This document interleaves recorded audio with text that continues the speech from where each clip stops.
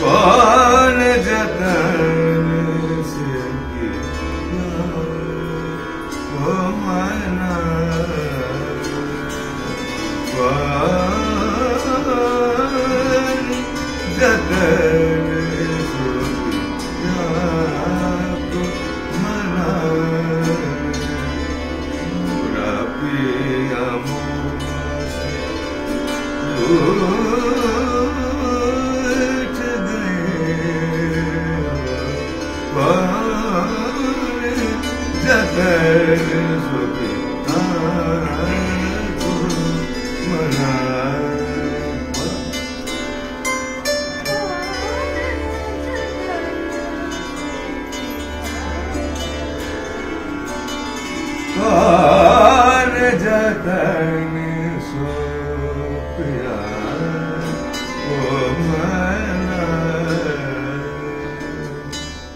বছরের শুরুতেই দুঃসংবাদ সঙ্গীত জগতে। চলে গেলেন ভারতীয় কণ্ঠসঙ্গীতের ভবিষ্যতের আশ্বাস ওস্তাদ রশিদ খান। হ্যাঁ, পণ্ডিত ভীমসেন যোশী তার সম্পর্কে এমনই বলেছিলেন। মাত্র 55 বছর বয়সে প্রয়াত শাস্ত্রীয় সঙ্গীতের অন্যতম এক মহাপণ্ডিত।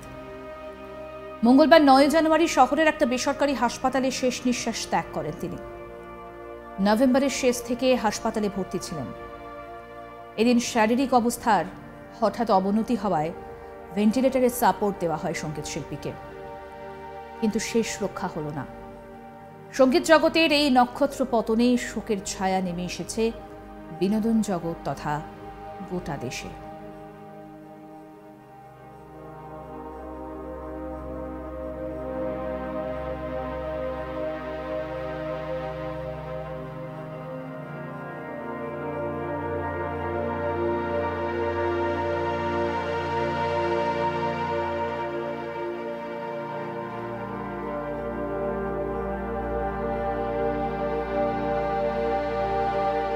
গত কয়েক মাস ধরেই অসুস্থ ছিলেন ওস্তাদ রশিদ খান।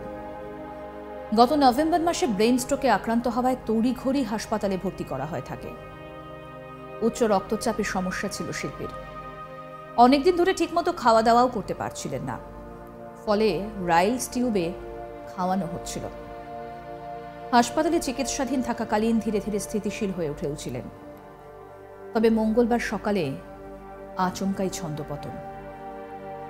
হৃদরোগে আক্রান্ত হয়ে তার শারীরিক অবস্থা অত্যন্ত সংকটজনক হয়। ভেন্টিলেশনে দেওয়া হয় তাকে। এদিন শিল্পীর শারীরিক অবস্থার কথা শুনে তাকে হাসপাতালে দেখতে যান রাজ্যের মুখ্যমন্ত্রী মমতা বন্দ্যোপাধ্যায়।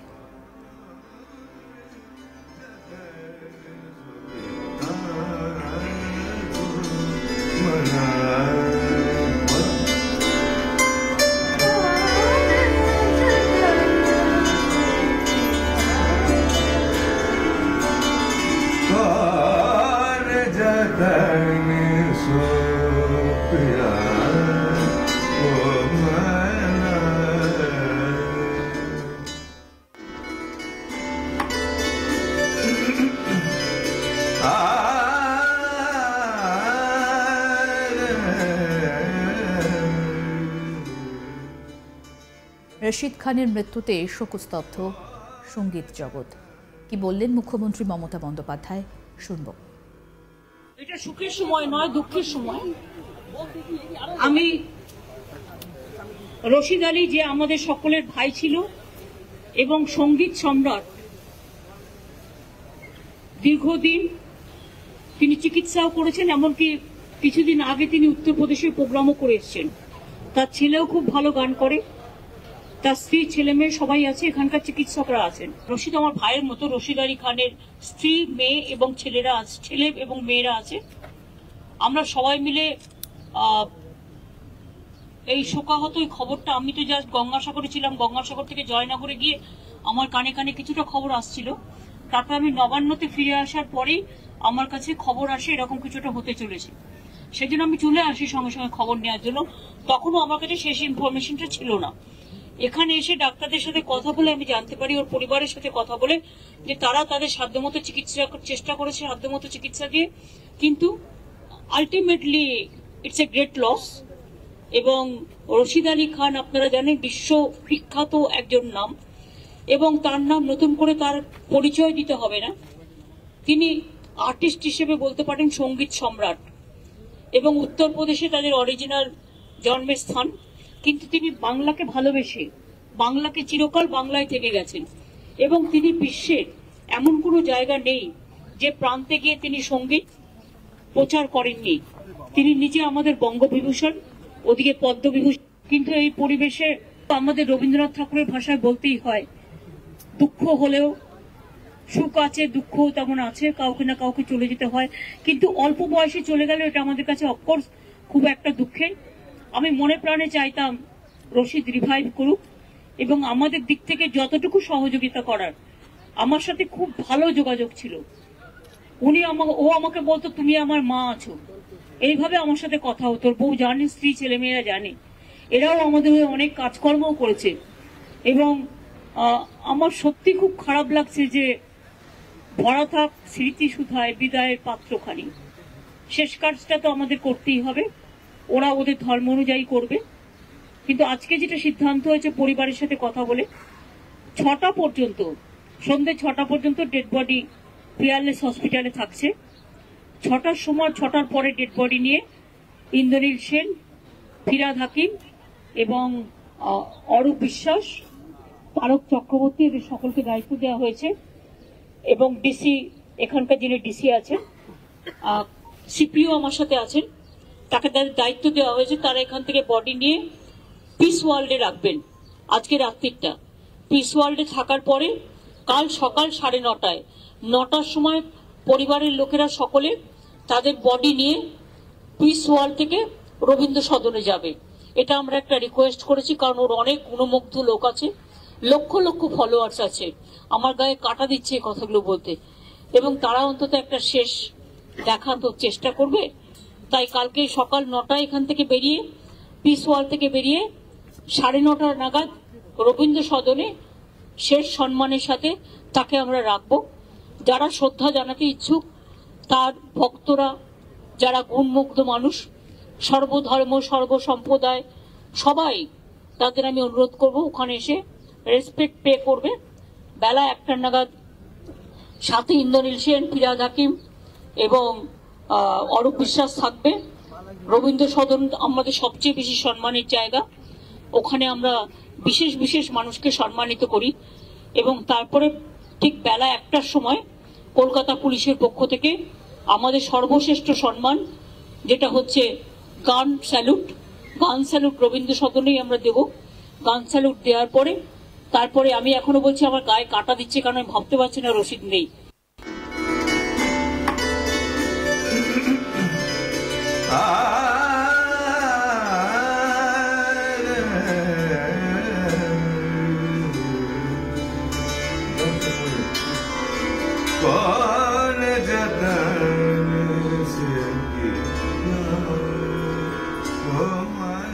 প্রস্টেট ক্যান্সারে আক্রান্ত ছিলেন রশিদ খান। গত কয়েক বছর ধরেই ক্যান্সারে ভুগছিলেন শাস্ত্রীয় সঙ্গীত শিল্পী। শুরুতে মুম্বাইয়ের একটা নামী ক্যান্সার হাসপাতালে ভর্তিও হয়েছিলেন, পরে সেখান থেকে কলকাতায় আসেন। এরপর মাঝে মধ্যেই অসুস্থতার কথা শোনা যেত তার। সুস্থও হয়ে উঠছিলেন ধীরে ধীরে, কিন্তু এরপর ব্রেন স্ট্রোক হওয়ায় প্রায় মাস 2 হাসপাতালে ভর্তি ছিলেন তিনি। উস্তাদ রশিদ খানের জন্ম উত্তরপ্রদেশের বাদাউনে। ছোটবেলা থেকেই বেড়ে উঠেছেন সঙ্গীত পরিবারে। উস্তাদ গুলাম মুস্তাফা খানের ভাইপো তিনি। কাকাই প্রথম শিল্পীকে মুম্বাইতে নিয়ে যান, সেখানেই গানের তালিম নেন। এরপর উস্তাদ নিসার হুসেন খানের কাছে বাড়িতেই গানের তালিম নিতে থাকেন। শাস্ত্রীয় সঙ্গীতের ভিত হলেও বলিউড ও টলিউডের একাধিক সিনেমায় গান গেয়েছেন উস্তাদ রশিদ খান।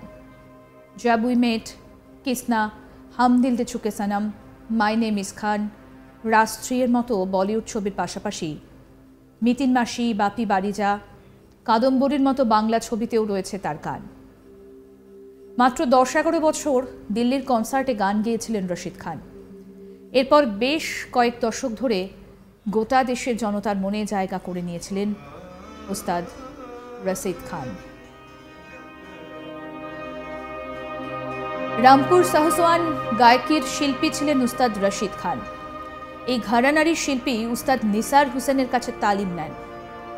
পণ্ডিত ভীমসেন যোশীর খুবই কাছের মানুষ ছিলেন রশিদ। তাকে দেশের শাস্ত্রীয় সঙ্গীতের ভবিষ্যৎ বলেছিলেন পণ্ডিতজি। নিয়মিত তাদের মধ্যে সঙ্গীত নিয়ে চর্চা হতো। 2006 সালে পদ্মশ্রী পেয়েছিলেন উস্তাদ রশিদ খান। সে বছরই সঙ্গীত নাটক একাডেমি পুরস্কার পান।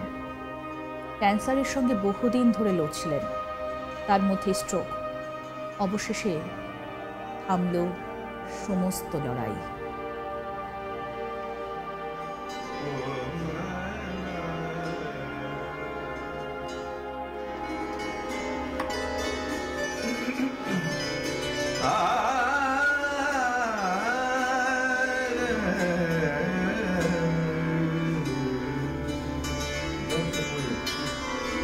कौन जतन से किया वो मना,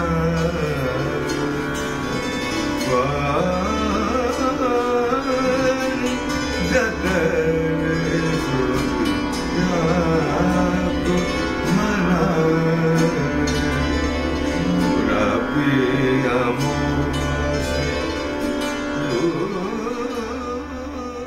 আরও আপডেট পেতে আজ তাক বাংলার ইউটিউব চ্যানেল সাবস্ক্রাইব করুন, নোটিফিকেশন পেতে বেল বাটন অপশন প্রেস করুন। এই ভিডিও সম্পর্কে আপনাদের কমেন্ট সেকশনে লিখে জানাতে পারেন। শেয়ার করুন ভিডিওটা, হোয়াটসঅ্যাপে ফলো করুন আজ তাক বাংলা।